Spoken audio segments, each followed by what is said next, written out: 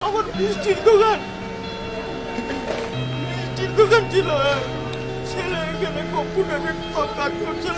সব কিছু নিয়ে চলে গেল। মিষ্টির দোকান ছিল, ছেলের কাজ ছিল, সব কাগজপত্র ছিল, সব টাকা পয়সা সব ছিল এর মধ্যে।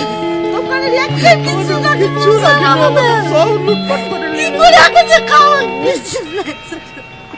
আমরা জিজ্ঞাসা সকাল থেকে ছেলেগুলো নিয়ে কি খাবো তার কোনো রাস্তা নেই এখন। तोड़ दिया है, उधर तो जला भी दिया है, इधर बाइक वाइक जो भी था सब जला दिया है। इधर जो पार्क था एसएमआर है लॉज, ये भी तोड़ दिया है। इधर मेरा मामा का दुकान है और भी पुराना डामाना जो है वहाँ पे मामा का दुकान है, उधर भी तोड़ फोड़ दिया है। बहुत जो दुकान में जो सामान था वो सब लेके चला गया है। आग भी लगा दिया है दुकान में, जो भी था दुकान में सब तोड़ फोड़ दिया है। नहीं सोचा रात को पूरा सोया नहीं हम लोग, रात को पूरा सोया नहीं हम लोग, रात को पूरा बैठा था ऐसे डर के। पुलिस जब यहाँ पे जब हो रहा था ना कोई पुलिस था ना कोई सीएसएफ था ना कोई पुलिस कुछ नहीं था। वो लोग तो खुद भाग रहा था। जब पुलिस थाने में जो अटैक हुआ था वो लोग तो खुद भाग रहा था। यहाँ पे जो डीएम पे अटैक हुआ था, डीएम पे सर फोड़ दिया, डीएम का भी उसका भी अटैक हुआ था उससे। देखते हैं सरकार क्या करते हैं, अभी जो नुकसान होता है उससे भरपाई करता है या नहीं। अगर करेगा तो ठीक है, नहीं तो ऐसा ही।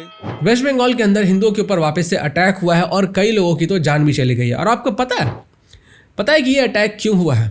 ये अटैक इसलिए हुआ है क्योंकि हमारे देश के अंदर जो पार्लियामेंट है उन्होंने वक्फ अमेंडमेंट एक्ट पास किया था। जो इलीगल तरीके से ज़मीन को हड़पने की पावर थी उसको न्यूट्रलाइज कर दिया गया था। इसी के खिलाफ मुस्लिम्स प्रोटेस्ट कर रहे थे वेस्ट बंगाल के अंदर और उसके बाद फिर अटैक हो जाता है हिंदुओं के ऊपर। ये क्रोनोलॉजी मुझे समझ में नहीं आती है। वक्फ अमेंडमेंट बिल पास हुआ पार्लियामेंट के अंदर, मुस्लिम जुम्मे का नमाज पढ़ते हैं और जुम्मे के नमाज पढ़ के आने के बाद एक एक करके सिलेक्टिवली हिंदू के घरों को टारगेट किया जाता है। चेक किया जाता है कि किसके दरवाजे के ऊपर स्वास्तिक बना हुआ है, किसके दरवाजे के ऊपर ओम बना हुआ है, और फिर उनको आइडेंटिफाई करके उनके ऊपर अटैक किया जाता है। घरों को जला दिया जाता है, प्रॉपर्टी जला दी जाती है, कई लोगों की तो जान ले ली जाती है। और यहाँ पे बीजेपी वाले क्या कर रहे हैं भाई?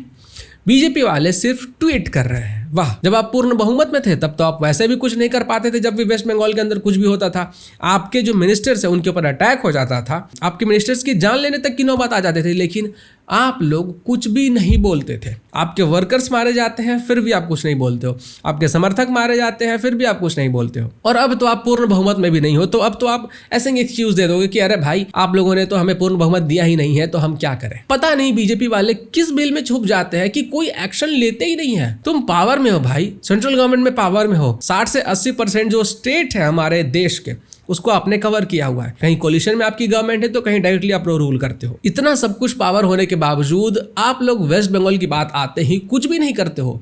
मुझे तो समझ में नहीं आता है कि सोचते क्या हो आप लोग। नहीं मतलब आप क्या चाहते हो कि जो हिंदूज है वो ऐसे ही मरते रहे वेस्ट बंगाल के अंदर, और तब तक आप कुछ ना करो जब तक सर से पानी जो है वो ऊपर ना चला जाए। बीजेपी के एक्शंस को देखकर तो मुझे यही लगता है कि आप तो चाह रहे हो कि वहां पे वायलेंस होता रहे, हिंदू मरते रहे, ताकि जब इलेक्शन की बात आए तो वो लोग आपको वोट करें और पूर्ण बहुमत दिला दे। क्योंकि पिछली बार जब इलेक्शन हुआ तो कुछ खास आप रिजल्ट निकाल नहीं पाए, हालांकि पिछली बार से बेटर आया था, लेकिन फिर भी आप लोग कुछ कर नहीं पाए, उसमें आप गवर्नमेंट फॉर्म नहीं कर सकते थे। तो आप सोच रहे हो कि भाई जो हो रहा है होने दो, वायलेंस हो रहा है होने दो, हिंदू मर रहा है मरने दो, क्या फ़र्क पड़ता है। जब ये लोग वोट देंगे, हम जीत कर आएंगे, तब सोचा जाएगा, देखा जाएगा कि हम क्या कर सकते हैं। जहाँ पे आपका गवर्नर स्टेट होता है वहाँ पे तो आप लोग ढंग से एक्शन ले ही नहीं पाते हो। जहाँ पे आपका रूलिंग स्टेट नहीं है वो तो फिर बात ही छोड़ दो। और वेस्ट बंगाल तो एक्सेप्शनल केस है कि कुछ बोलते तक नहीं हो आप लोग। बोल तो सकते हो, कम से कम बोलते भी नहीं हो। हिंदुओं के घरों में आग लगाया गया, उनके बिजनेसेस में आग लगाया गया, यहाँ तक कि लूटपाट भी कर दी गई, दुकानों में घुसा गया, उसके बाद जो कैश वगैरह था, जो भी गले में सामान था, पैसा वगैरह लूट के ले गया, और फिर उसके बाद आग लगा दिया कि भाई ऐसा लगे कि जो राइटर्स थे ना, जिनका कि कोई रिलीजन नहीं होता है, जो राइटर्स होते हैं उनका तो कोई रिलीजन होता ही नहीं है, तो वो लोग आए, उन्होंने दुकान में आग लगा दिया, जो कैश वैश था वो भी जल गया, कुछ मिला ही नहीं पैसा। तो कोई केस ही नहीं बनेगा कि रॉबरी हुई है और जानबूझकर पार्टिकुलरली टारगेट किया गया है। घरों को जलाया, बिजनेसेस को जलाया, जो प्रॉपर्टीज थे उनको जलाया, गाड़ियों में आग लगा दिया, और उसके बाद एम्बुलेंस तक को नहीं छोड़ा। मतलब एम्बुलेंस को कोई क्यों आग लगाएगा? यही सोच के ना कि भाई अगर जब हम इनको मारेंगे, जब ये सफ़र करेंगे, जब इनको बहुत ज़्यादा हैवी ब्लीडिंग होगी या फिर इनका कंडीशन क्रिटिकल रहेगा, तो इनको बचाने के लिए इनको हॉस्पिटल ना ले जाया जा सके। और जब भी कुछ ऐसा वायलेंस होता है तो वो हर जुम्मे के नमाज के बाद ही क्यों होता है? क्या मुस्लिम सब जुम्मे का नमाज पढ़ने जाते हैं तो वहाँ पे नमाज ना पढ़ के ये सब प्लानिंग करते हैं कि कब करना है, कैसे करना है, कैसे बचना है, किन किन को टारगेट करना है, कितने बजे शुरू किया जाएगा, कितने ग्रुप में डिवाइड रहना है, और फिर उसके बाद हमें जो डिफेंड करने वाले होंगे ट्विटर पे, यूट्यूब पे, इंस्टाग्राम पे, फेसबुक पे, वो हमें कैसे डिफेंड करेंगे? क्या यही सब कुछ प्लानिंग की जाती है जुम्मे के नमाज के नाम पे? वेस्ट बंगाल के जो हिंदूज है ना, उनके पास कोई ऑप्शन ही नहीं बचता है। मैं आपको आप बीती समझाता हूँ। कोलकाता के अंदर जो व्यक्ति घूम रहा है ना, आपको पता नहीं है कि वो जो व्यक्ति है वो टीएमसी का खबरी है। आप कुछ भी बोलोगे वो टीएमसी के पास बात पहुंचा देगा, आप कुछ भी करोगे वो बात टीएमसी के ऑफिस तक पहुंच जाएगी। आपको पता ही नहीं चलेगा कि कौन सा व्यक्ति टीएमसी का खबरी है। ऑलमोस्ट हर एक घर के ऊपर आपको टीएमसी के झंडे दिखाई पड़ जाएंगे। क्यों भाई?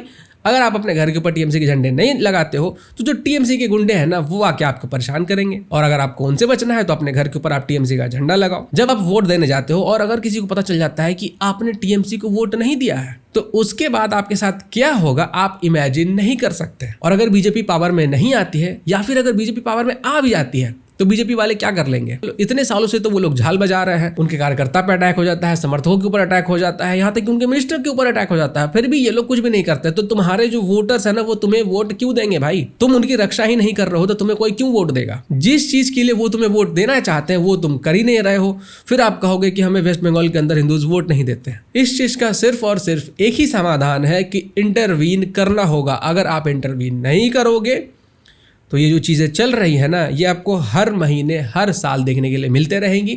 और जो हर इलेक्शन के नतीजे आते हैं ना, वो वैसे ही आते रहेंगे, उसमें कोई चेंज आने वाला नहीं है। क्योंकि आप जो बीजेपी वाले हैं ना, आप लोग ना तो स्टैंड ले रहे हो, ना ही आप लोग उनके लिए कुछ कर रहे हो। लास्ट में लोग अपनी जान बचाने के लिए क्या करेंगे? टीएमसी को ही वोट देंगे। बाकी आप में से भाई बंधु जो वेस्ट बंगाल के हैं, कमेंट करके ज़रूर बताइएगा कि वहाँ की सिचुएशन कैसी है और आप लोग सही सलामत है या नहीं। जो भी हम लोगों से बन पाएगा हम लोग ज़रूर करेंगे। नमस्कार।